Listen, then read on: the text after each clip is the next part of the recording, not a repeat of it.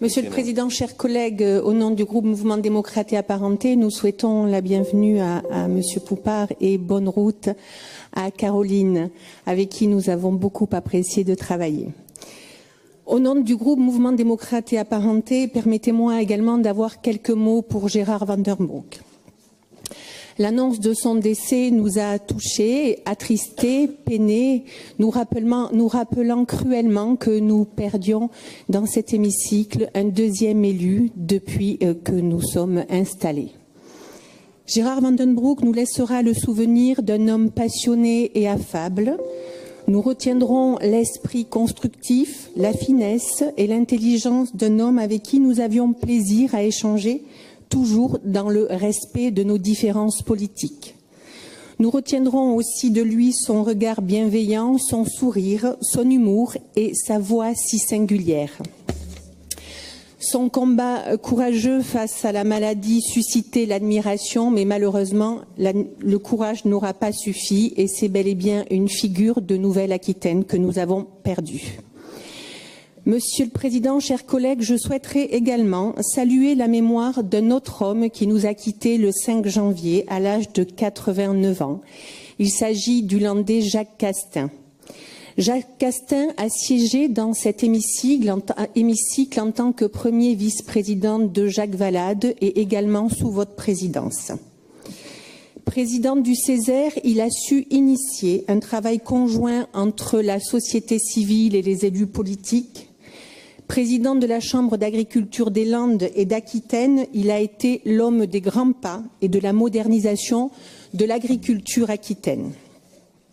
Ardent défenseur de la ruralité, Jacques était un visionnaire, un bâtisseur, un humaniste qui a toujours œuvré avec détermination et bienveillance. Fin politique, il réprouvait tout sectarisme, préférant le contrat au fracas, la délibération à la compulsion et le rassemblement à l'exclusion. Il laisse à tous ceux qui l'ont côtoyé dans sa vie privée, politique ou professionnelle un bel héritage et un magnifique exemple de dévouement et d'humilité. Monsieur le Président, ce matin, nous avons un mode consensuel, vous et moi, puisque je souhaitais également saluer aujourd'hui Henri Sabarot, qui a été fait chevalier de l'Ordre national du mérite pour l'ensemble de son parcours. Je souhaitais également féliciter Nicolas Florian, qui sera bientôt dans cet hémicycle le nouveau maire de Bordeaux, puisque le conseil municipal en délibérera jeudi prochain. Pour terminer cette intervention et très brièvement, je souhaiterais aborder un sujet plus politique qui est celui du déploiement de la visioconférence. Nous avons déposé un amendement qui sera débattu en fin de séance ce soir. Pour autant, je souhaitais aborder ce sujet. Alors, nous l'avons abordé lors de la réunion des présidents, mais je souhaite rappeler ici qu'il est nécessaire de développer la visioconférence en Nouvelle-Aquitaine pour au moins 2 raisons. D'abord, c'est une question d'efficacité politique. Comment peut-on expliquer que nous venons en réunion, que nous mettons 5 heures sur les routes pour assister à 20 minutes de réunion? Cela est difficilement intelligible. Alors, sauf à ce que les réunions soient un peu plus longues, on peut quand même s'interroger sur la pertinence. C'est aussi, Monsieur le Président, une question d'égalité de traitement que je soulève au sein de cette Assemblée.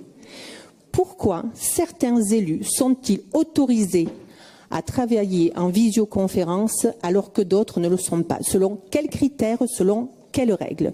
J'ai déjà interrogé l'administration, j'ai interrogé oralement, par écrit, je n'ai à ce jour aucune réponse. Donc pour notre part, et ne vous y trompez pas, ça n'est pas une demande pour nous exonérer de venir physiquement lorsque nous le pouvons, mais c'est bel et bien une demande pour éviter l'absentéisme. Nous avons voté lors de la dernière séance plénière une nouvelle délibération sur les tiers-lieux. Les tiers-lieux en Nouvelle-Aquitaine, on les développe. Comment l'institution Nouvelle-Aquitaine ne développe pas pour ses élus la visioconférence? Nous ne devons pas être des sachants, nous ne devons pas être dans l'injonction pour les autres, mais nous devons aussi faire preuve d'exemplarité au sein de cette institution. Je vous remercie.